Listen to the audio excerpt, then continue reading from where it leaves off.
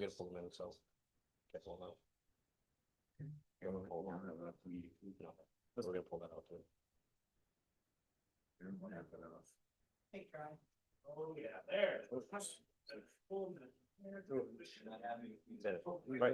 I know, as I'm saying, we're gonna pull it out until we have to put it on next. Good? Yeah.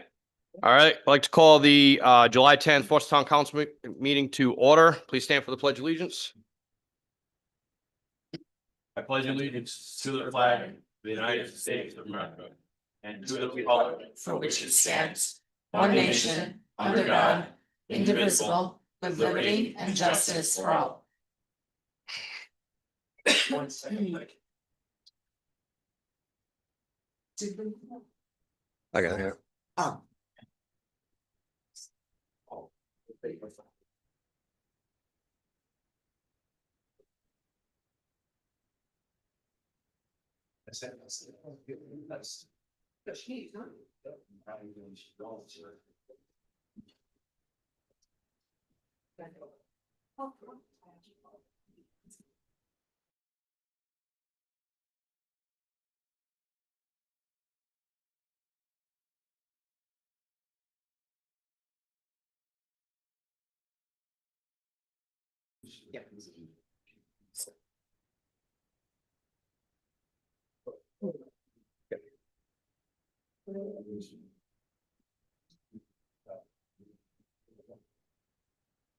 Oh, did you say you texted that? I didn't get it. It's the same. Yeah, it's almost a day. And not here. This must be associated with something. Your phone number is the same, right? Me, I have it. It's saying. Thank you. That's something again. Okay, yeah. We're good? All right. Sorry for the delay. So a couple things for public comment. For announcements. We do announcements first. So we had a storm last week. I just want to thank the volunteers, all the volunteers, the fire departments, the police department, DPW for clearing all the roads and working with Rhode Island Energy and working with the state DOT to clear the state roads. Everyone comes together and works together to get this stuff done, and I like that. So I appreciate that. This Saturday, NRI 4-H is having a fundraiser. They're doing a family movie night on the 12th at 6 p.m. at the fairgrounds. So if anyone's interested, they're having a fundraiser. They're raising money for the NRI 4-H. That sounds like a fun thing. Yeah, I definitely. saw Yep, that. doing movie night. So they're gonna have games before, and then once it gets dark enough to play the movie, they're gonna play the movie. Yeah. This month, July 25, 26, and 27 is Foster Old Home Days, Friday, Saturday, Sunday. There's a schedule on the website and on the Facebook page, and the tractor pulls are back. So that's a good thing. Tractor pulls are back. I think that's all I have. Yep. Yeah, tractor pulls are Saturday, 3 to 9. I know a lot of people are asking for those. So, Mhm. all right. Public comment. Mr. Daco?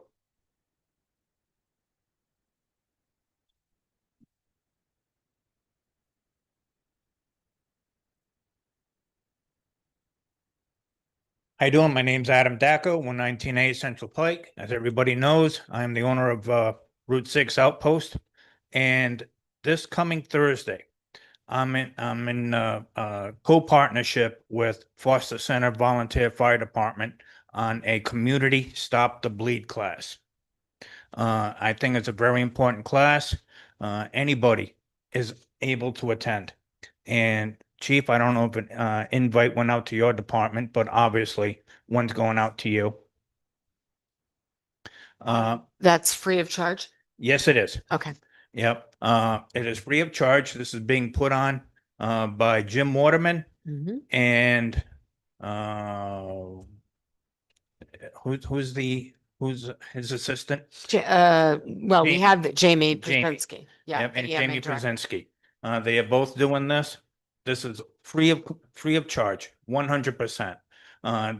Anybody who's a member of any of the 5 gun clubs here in town, whether it be a chief RSO, which is a range safety officer or a range safety officer. This should be a vital class for that individual. We don't want any accidents, and if there are any accidents, well, then we want to make sure that somebody's prepared. Adam, is there an age limit on that or can teenagers? I never saw an age limit. There is no age limit. So anybody can go to this? Correct. Teenagers, I mean, it would be really Correct. beneficial for them. Right. I will have first aid kits available. I can have a couple on the premises, so you come see me at the shop, either or. This is going out to all the fire departments. We Mhm. didn't invite just Foster Center. Yep. And so Moosup Valley was invited. I reached out to Tim Johnson. He has maybe 4 or 6 people coming from his department. Mhm. I spoke to John Kent about 2 hours ago. He has maybe 6 people coming. And Foster Center, if I'm not mistaken, after talking to Jason DiCarlo, I think he has maybe a dozen people coming. And it's open to the public as well. Open to the public, Okay. yes. I will be bringing food. Should be available halfway through the class. But I'm pretty sure that Jim would just want to wrap things up. I get it. I understand. All right. So I'd love to see you out there, Mhm. and thank you very much. Thank you for Thank you. that. Thank you. Mr. Daniels?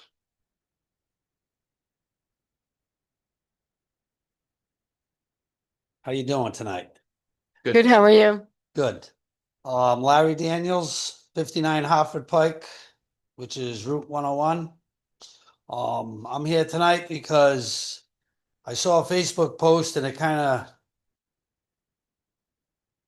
put me off. And I just think that, you know, if you want to be gay, you can be gay. I got gay people in my family, but it needs to stop for the little kids. I mean, you got kids going in the library and they're just trying to push it down their throats, and it's wrong so many ways. The elementary school, I haven't been there, so I don't know. I'm just going by hearsay. The same thing's going on over there. And as a taxpayer, it's wrong in so many ways. It needs to stop. I don't know where it's going to begin or where it's going to end, but it needs to stop. You know, I mean, 4th of July, we got a pride flag at the library. My taxes, your taxes, everybody's taxes here go to that library. Not everybody's approves of it. It's wrong. I mean, like I said, I can show you a picture of my nephew, and he's gay. Well, I mean, what am I gonna do? Beat him up? I mean, he's a family member. I love him just like I love everybody else. But as far as little kids go, it needs to stop. And I don't know what we're gonna do, but something needs to be done. I think we'll have to ask the solicitor about that because the libraries are a quasi-governmental agency. We do fund them. Yeah, we That's give the something library we'll- $180,000 a year. Yes, yes. So I think we'll have to speak to the solicitor about. I mean, and then I was told I didn't go in there. I was gonna go in there today, but I said, you know what? I'm better off not going in there. Probably. Because from what I'm told, they got a section for We'll agree. the kids in there, and it's Yes. wrong. It's wrong. Mhm. You know what I mean? I mean, like I said, I got nothing against it. I got friends that are gay. I got family members that are gay.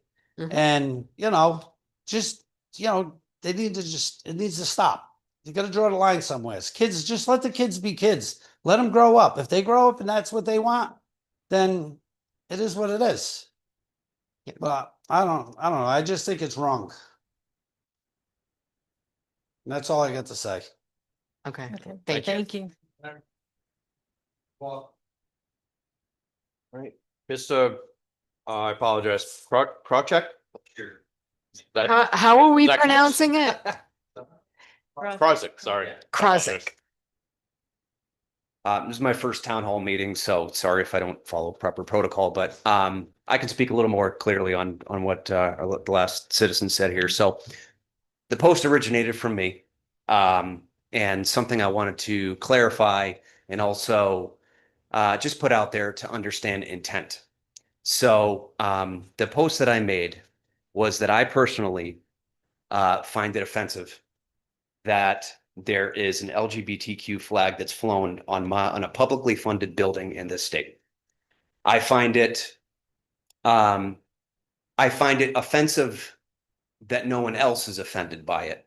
In the same light that I find that there should be no flag flown on there, including the Christian flag, including the Nazi flag, including the LGBTQ flag. The only flag that can be across the board seen as universally acceptable is the American flag on a publicly funded building. And I find it frustrating as a taxpayer that my money goes towards something that, irrelevant of the fact that I disagree with that there is a flag other than the American flag flown in the building. And so I happen to bring to light that I find it interesting that someone took the time every single morning and every single evening to address that flag on that building for 30 days straight. But not one day in July, on July 4th, could we put an American flag on that building. Now, I addressed it specifically like that. Soon afterwards, I was called a bigot. I was called a racist, which I don't know how I became a racist from that.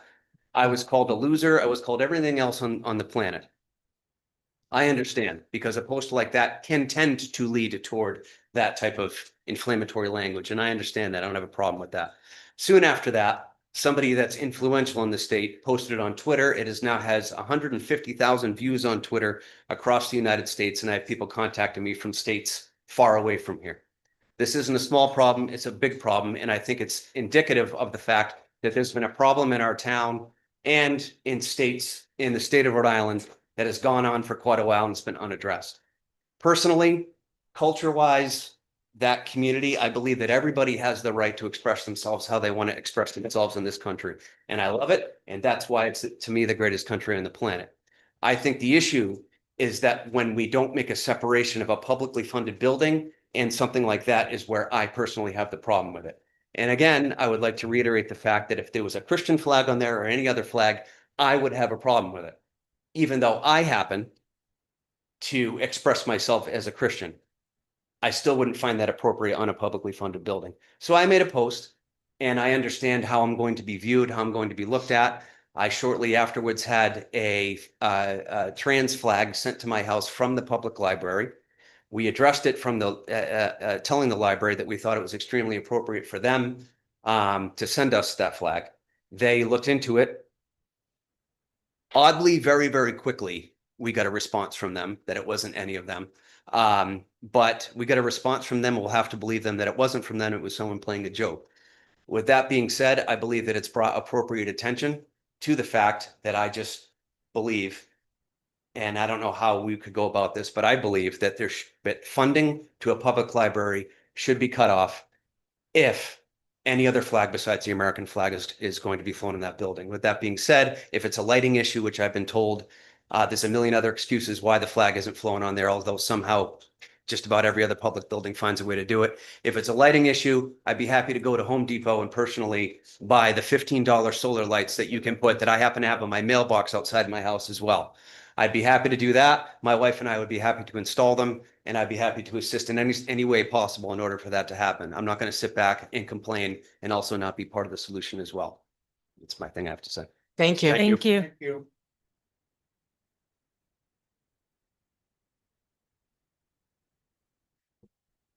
All right, consent agenda. Oh, Steve, I'm going to make a motion. I believe we can approve the warrants. mhm. But as far as approval of minutes for June 26th, Chris and I weren't present and we don't have a And James quorum is to not. vote on that. So I would make a motion to continue the approval of minutes for June 26th, 2025 to the next meeting. Okay, we have a motion to move the minutes to the next meeting, August 14th. Second. We have a second. Any discussion? All in favor? Aye. Opposed? Right. And then with that being disposed of, I would make a motion to approve the warrants for fiscal year 2025, general warrant number 22 and 23. Okay, we have a motion and a second for the approval of the warrants. Any discussion? All in favor? Aye. Opposed? Right. Old business, collection fee schedule for non-household waste items. Heidi, you have that, right? I've got this, and Gordon is present tonight. I watched the meeting that I was not present at. And I think Catherine spoke quite a bit about it. Chris and I had started this almost a year ago. Yeah. But I think Kelly's here, Gordon's here. They can explain more about the impact that this has on us and why it is that we need to do something. So I don't know, would you like to let Gordon speak first and then Yeah, I we can, we do that. I mean, I know you Yeah. went over Went the, over the fee schedule. the fee the schedule, last yeah, Meeting. yes, And remember, this is just a work in progress, so. it is. So, bulk problem, what I see being in the position for a few years and sitting where you were going over, it seems to me that things that are heavy add to our tonnage. I know you've heard it before, but I'll explain for people in the audience too. So the way it's set up, every single year, the resource recovery will come in and do what's called basically an audit of the town. They'll ask me for how much pounds of steel I sent, tons of steel, books, bins. I've also added some at the library, at the school. The returns there, we count them. We get credit for all that. Then what they'll do is they'll do a population. They'll know how many people live in the town by the census. And they'll do an average household waste that should hit the curb. And they'll set a recycling percentage. They usually try and get you a little higher than the previous year. So what they'll do is they'll say, let's say, you're gonna be required to, when you use simple numbers, meet 25% of your household waste recycling material to that leaves 75% of that, which would be buried at the landfill. So they'll do that audit and they'll say you have 1,000 households. And you're gonna create 1,000 tons on an average family with 1,000 households, with an average family, with your population divided there, 1,000 tons of trash. You're gonna recycle 25% of that. So 250 tons of the 1,000 is gonna go for recycling. That leaves 750 tons that you're gonna get a municipal rate for. It's currently $63 a ton. Rambone, we pay them separate. This is where people get confused. Rambone has a fee just to do the process of going, picking up the garbage and delivering it to the landfill. That's a separate discussion. That's meted out with a bid, it's awarded, they get that. Whether we put 5,000 tons on the curb or 100 tons on the curb, they have a set fee, they're paid. That's 60, every time a truck goes into the landfill, recycling is free. When it goes up top, there's a slip generated on tonnage in that truck, and it's collected through the entire year. Once we hit 750 ton, those are the numbers I'm using, we go from the $63 per ton municipal tonnage per ton fee to $115. So a couch weighs a lot, recliners weigh a lot, pallets weigh a lot, sheetrock weighs a lot, and a lot of this stuff is hitting the curb. They'll actually bag it. But the garbage guys go to pick up the bag, they realize that's not normal garbage. They see it, they leave it. So the first thing on the agenda is to try and address what we call the bulky items, as you see. And I've sent pictures, and I can't, I mean, we're talking garden hoses, Yeah. furniture, tables, chairs. I'm not even mentioning the stuff that's metal that's on the curb that can be brought for free.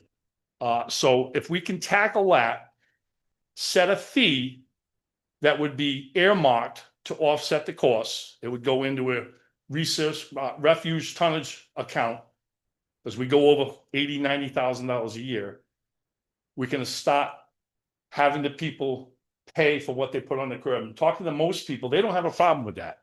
They understand. Listen, it's easier for me to take the couch and put it on the curb. I'll pay $40 for a sectional couch. I have no problem with that. So that's what I'm getting out there, but we've got to be able to do it where we kind of have like a catch-all too. So there's a lot of miscellaneous stuff that goes on the curb. And I've mentioned it, chicken wire can come, but it's hard.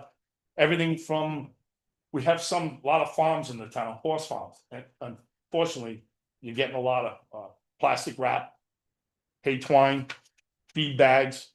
When Rhode Island Resource Recovery does their audit, they're not figuring in for the hay wrap, the twine, the feed bags. And there are a few businesses in town that I would say probably are on a higher level where we could require them to get a dumpster. Once you get over probably, unfortunately, 4, 5, 6 horses, it's starting to put a lot on the curb. So we've got a few of those we'd like to address down in the future, but we got to start with the bulky stuff on the curb, and we can address that moving down in the future. So how do you do that? You should have a miscellaneous fee. She did mention watching the last meeting, some of the questions as well. They're gonna say it's a chair and it's a recliner, or it's a couch. Even if you do e-verifying there or in person, somebody can come into the town hall and say, I got a kitchen table and 2 chairs. And they got 5 couches on the curb. But again, when we do that, it'll actually list, you can write it right on the ticket that you are given, and it'll put it in a bag, put it on there. And when the garbage man comes, well, this isn't a kitchen chair, this is a recliner, or this is a sectional. That's not what was paid for. So that'll keep them a little bit honest. It'd be nice if we could do it through e-permitting, Mm. make it a little bit easier. I don't know if you can, that's out of my wheelhouse. Still researching that. So that, I think we can go a long way with setting it up, and when you do write it up, make it so you can put other items that we didn't think about that stop popping up, that you can address from time to time. Once it's implemented, have the ability to set a So- top fee, not to exceed this, Right. but set your fees here. So you don't have to keep coming back and raising that fee every single time, Mhm. you know? So I think the highest fee, and this was when Chris and myself, you met with Rambone. First of all, they were more than willing to put like a red tag if nobody Yep. was permitted to I pick have up none an of it item. printed yet, but I'd like to get. No, we don't, but they were more than willing, if there's no tag, to say, call town hall, you have to go pay for it, we can't pick it up.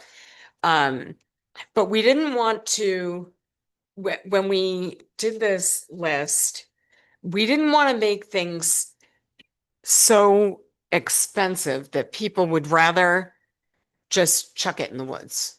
So like for a sectional couch, $35 isn't, I mean, it will balance what we're paying in the overage fees, but it's also more convenient for people because they can just put it out at their driveway. I will mention on the overage fees, this is a big part of it, but it's also, for example, and again, this is the first part of it. Moving on, other towns like Situate or other towns will give you a certain size bin on a weight. Some towns, they do a partial pay as you go. Here's what you got for a trash can, put all you want in it. If you need to put more, you have to purchase a bag at the town hall, and that's added addition, so. But you can't put a couch in a bag. No, Right, right, there's Dale, it's a multiple different, aspects, it's a but different the thing. bulk issue has to be addressed, and I Yes. think it'll help. Yeah, I think the big thing with this, like I said, the last meeting too, was communication.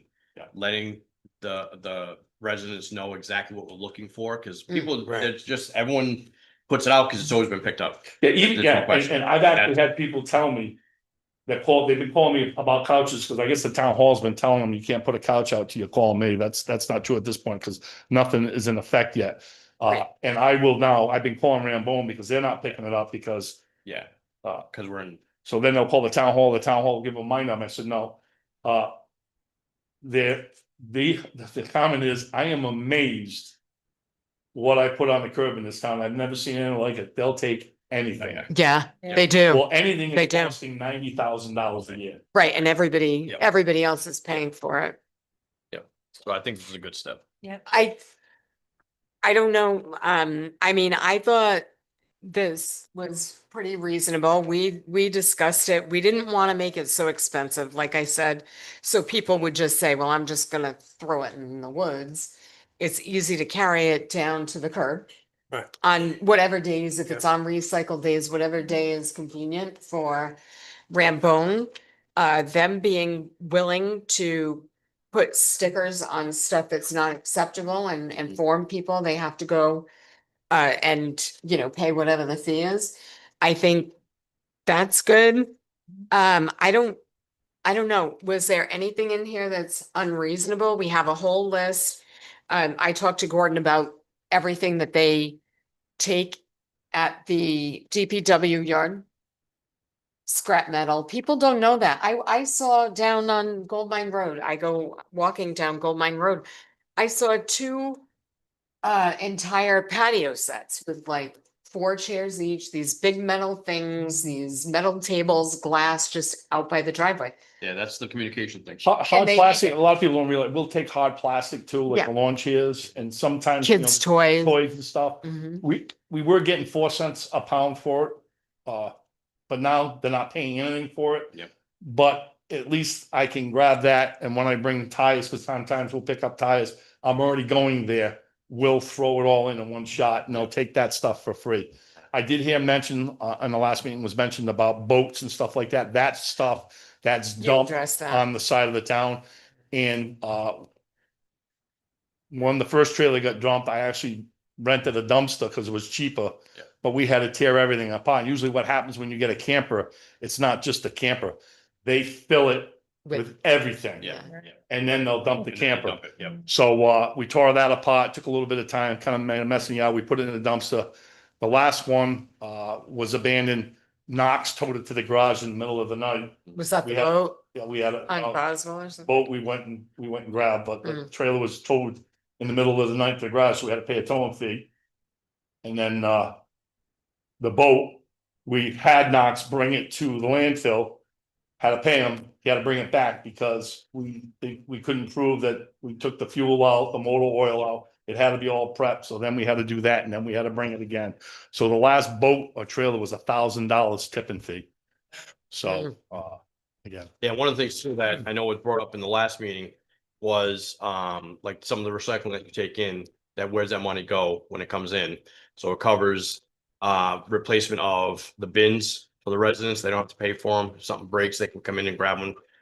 So that's some of the stuff that money. They're goes- $6. Hey, I did research on that. Yeah. Yeah, the Figure out bins, what the that- bins, I believe, $6 now. $6, yeah. If you don't have a broken one, you pay the 6. That's hard plastic. We'll Yeah, bring a hard lot of that plastic, yeah. back. A lot of what people don't realize, is the DPW garage. We got people coming in, they think we take paint, they think we Right. take tires. Mm. We don't take a lot. We take mattresses, box springs, any kind of light metal. We should also, in this ordinance, now that I mention it, we can take refrigerators, anything with Freon. I've got that. We get charged $15 for everyone that has Freon in it because they take care of it Yeah. there. So that should be in there as a fee. If any of those are dropped, they're gonna have to stop at the town hall first.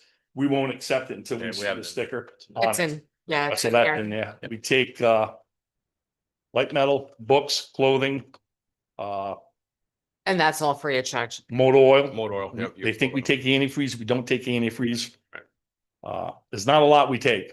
Yep. You know, we don't have an Eco Depot, so. Right. There was a question at the last meeting when I watched it, the one that I wasn't at, about the scrap metal. When they take the scrap metal, Yeah. do we get any money back from Yeah, that? that's what just, yeah, Yes, but, So we do, but but we pay a rental fee for the dumpster that the sits there. dumpster. So it and just then zeroes some it goes out. to the And the business other thing place. too is we used to we pay a fee for the electronics dumpster because we lease the dumpster. We might want to, it's like $60 a month. You might want to look at purchasing the dumpsters the last 20 years. two Yeah. dumpsters and they switch them I out. was paying like $60-70 a dumpster Hmm. and, Yeah. they're gonna be there 20 years. You're probably paying over 20 years what 5 dumpsters would cost brand new. The electronics used to come and take them for nothing. You Yeah. get charged $150 every time they come and empty the electronics container now. So that's a new fee that started last year. So, So that may be something we may have to charge for. Yeah. Possibly, we gotta make clear, sometimes people think car doors are electronics, but they're not. Oh, You're yeah, amazed what yeah. I find in that container. Ms. Ryder? Lynn Ryder, Burgess Road. Last week I was driving down one of our back roads and someone had, without exaggeration, 25 big black trash bags. Obviously, that unless they're running a summer camp, that's not all their Right. personal trash. Is anything, what happens when Rambone runs up against that? They just have to take it or? I think they've opened the bags sometimes to see if Yeah, it's, see if it's if like it's heavy, building real heavy. materials or. Yeah, 'cause that's what people try to do. Yeah. Yep, pretty sheet heavy. rock and Yeah, stuff they like would open that. Those bags. I think there's also a possibility there's some kind of a business going on, back there. It- So, Yeah. I mean, it was a mountain. I think they're paying attention to that and reporting back to Gordon too about those. So they're very observant and they'll let me know, and sometimes I'll actually, we got a problem right now on Shippey Schoolhouse, there's about 20 or 30 bags full of sheet rock, Yeah. Yeah. I've already talked to the property owner.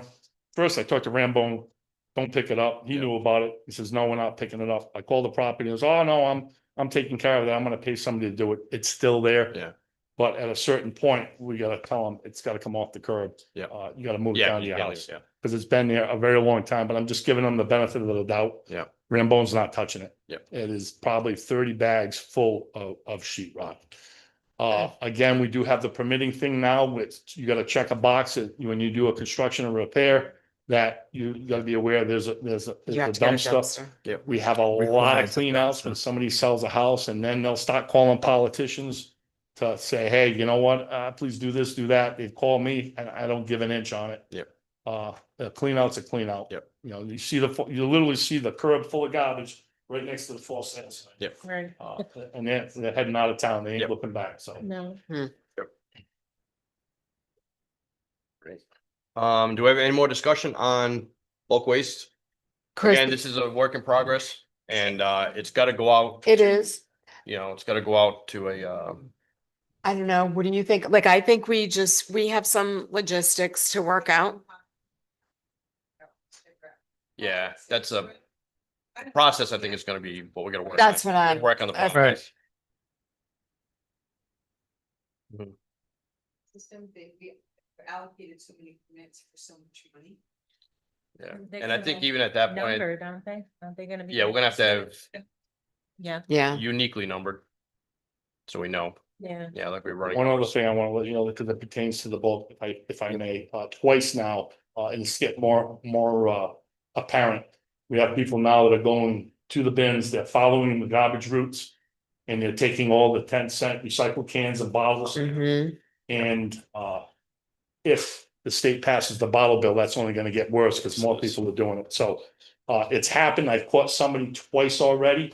The chief, if your guys are on their patrols and they see a car or somebody on a bicycle removing the recyclables from the bin, it's literally the town property. And if we're not meeting our quota, we literally get penalized by the landfill for not meeting it. So when they're removing recyclables from the curb, it's hard for us to meet our quota. I understand the stress they're under.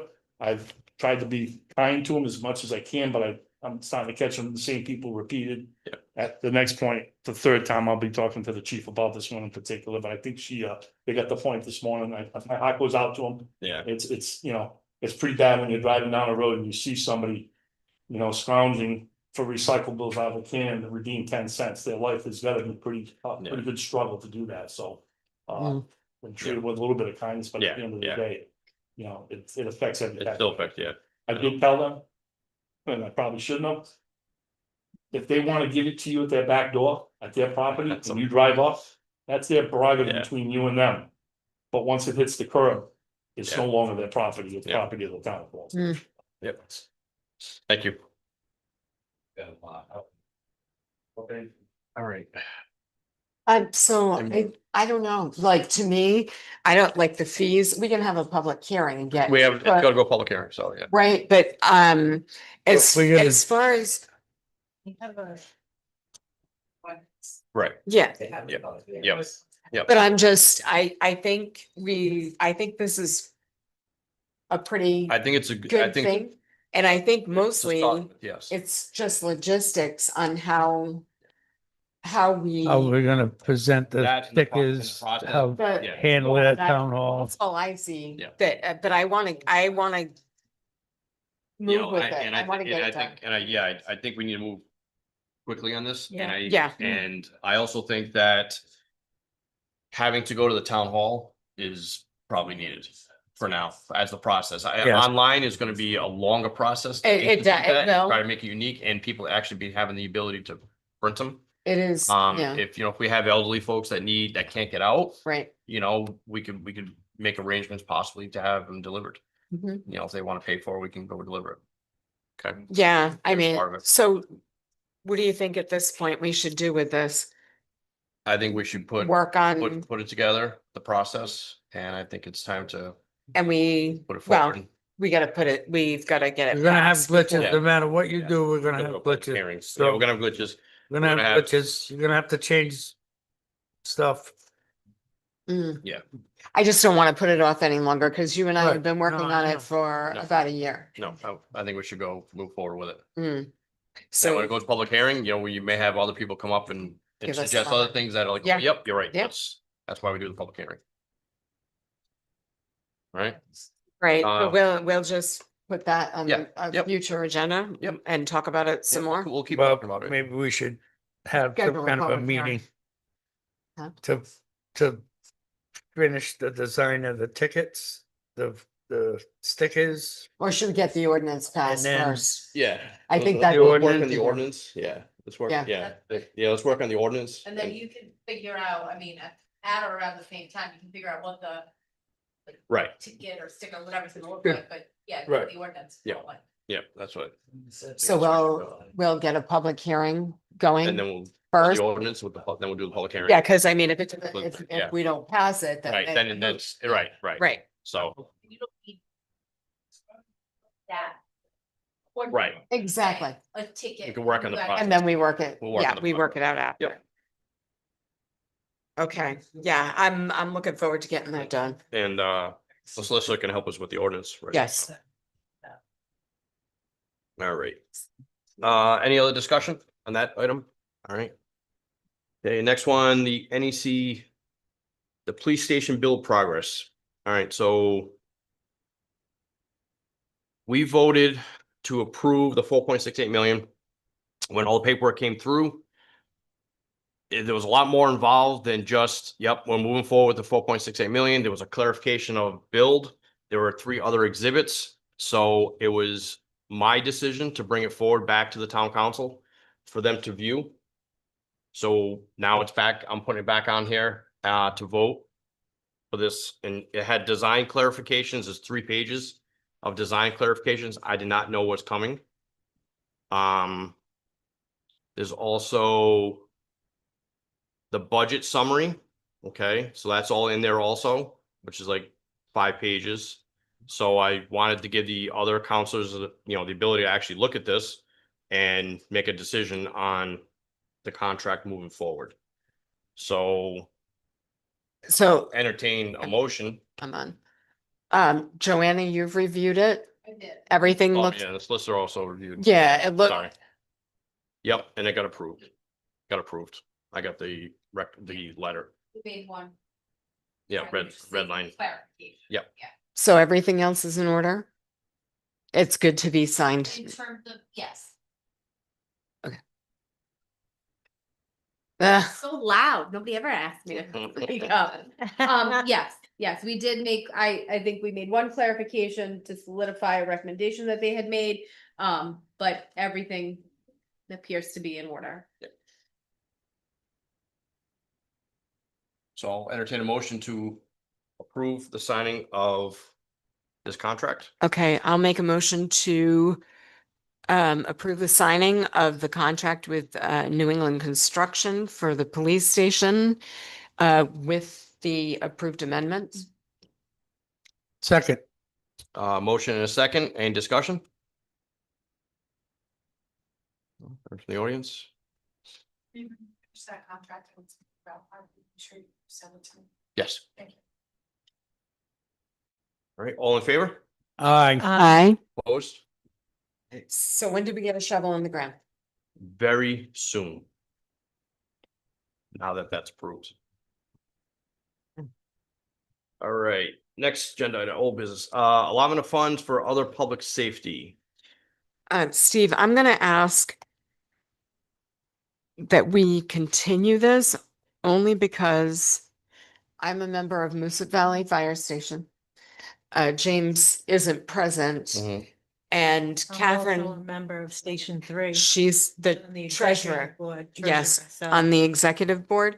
we So don't have out of quorum. the abundance of caution, I don't want to be voting on We- Yes. allotment of funds that could benefit So we any. don't have a quorum to vote on. Exactly. Vote on it if there are two recused, yes. Yes.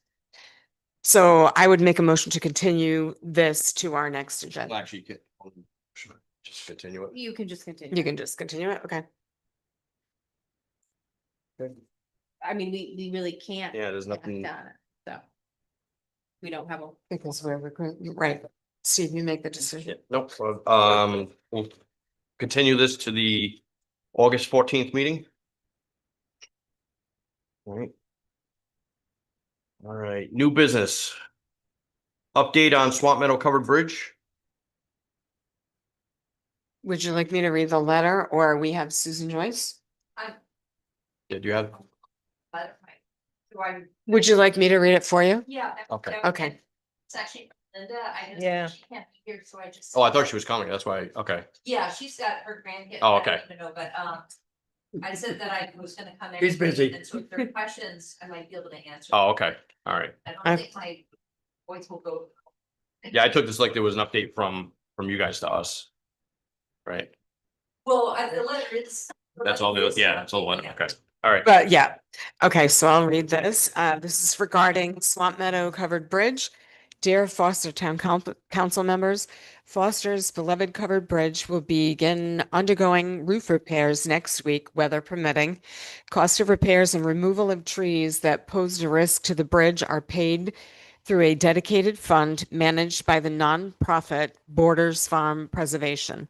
In case you aren't familiar with the bridge's history, it is a true community project. In 1986, Robert Salisbury proposed that a covered bridge be built in Foster in honor of Rhode Island's 350th anniversary. The town council gave approval and a committee chaired by Charles Borders was formed. Master builder Jed Dixon designed the bridge following the lattice truss design patented in 1820 by Ethiel Town, an architect from Thompson, Connecticut.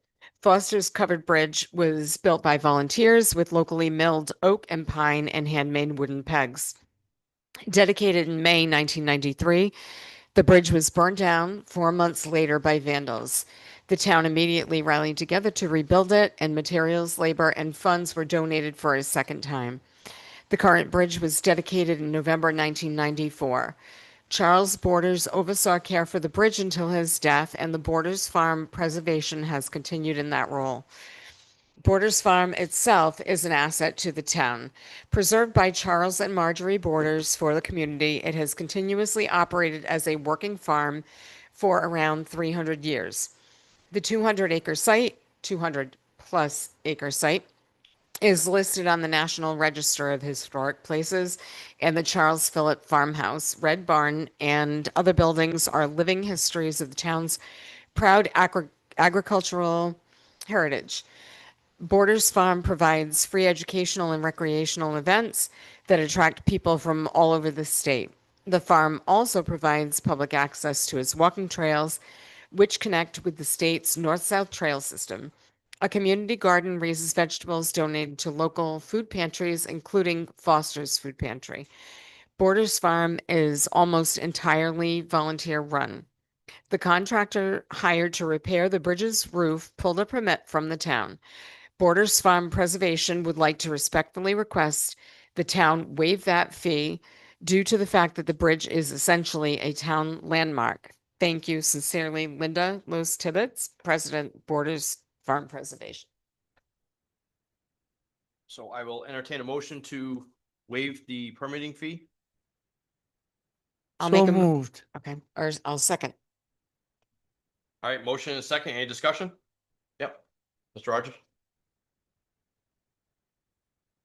Gordon Rogers, 61 Cucumber Hill Road, as a citizen. I started ringing the bell on the covered bridge in my position as highway director when we had to rebuild The deck. the superstructure on the deck on itself, and I spotted some extremely concerning. It looked like the roof was completely rotted, sun was coming through. I reached out to 4 people that I tried to get a hold of. This was even before I think Jed was still alive. He reached out to him. And my concern, and it's not so much a concern, it's nothing you can answer, but maybe the Borders Preservation can. I remember when it burned, I was there that night with the fire truck, helped putting the fire out. I remember when the first bridge was built in 93. I was informed that they were having a hard time because all the money that was donated got commingled into the Borders Farm account. And they were gonna have a hard time, and it should have never been that way. It should have been segregated and separate, but apparently somehow it got commingled into that one account.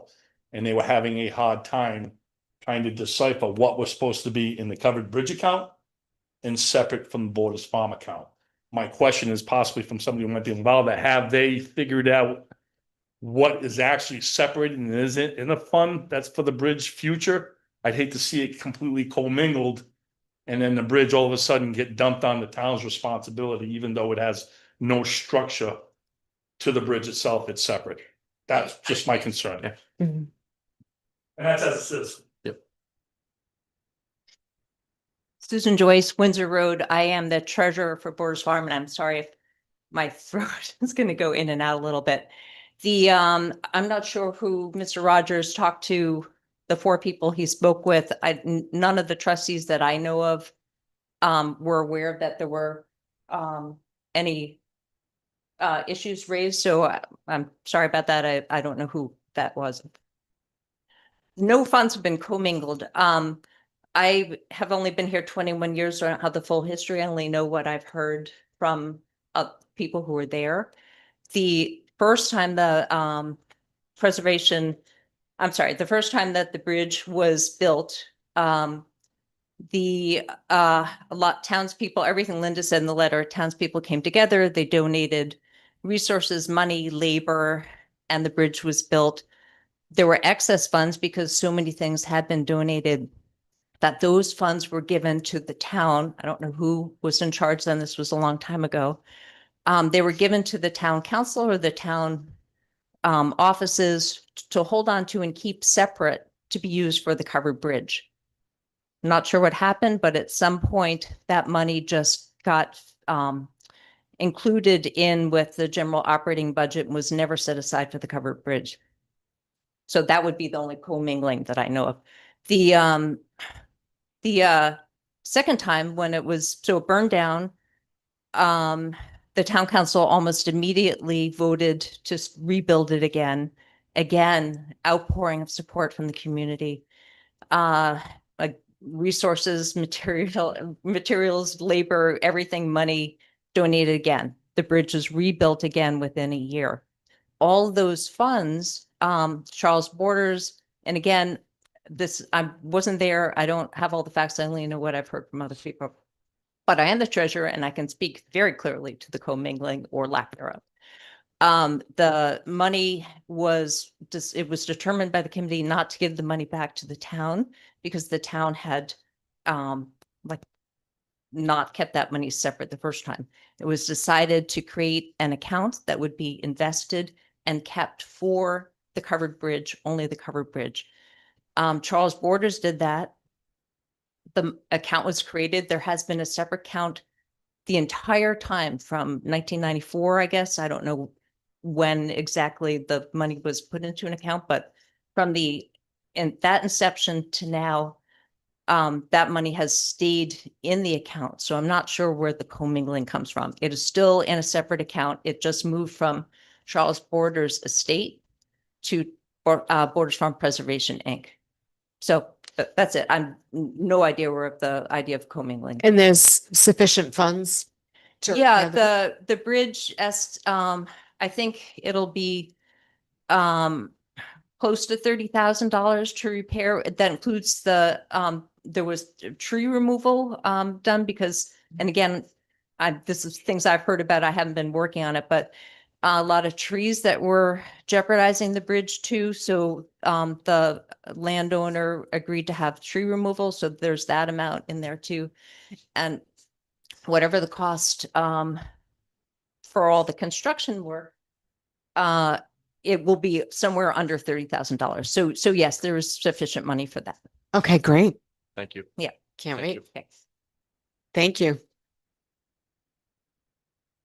But any other Well, yeah, discussion? but- Oh.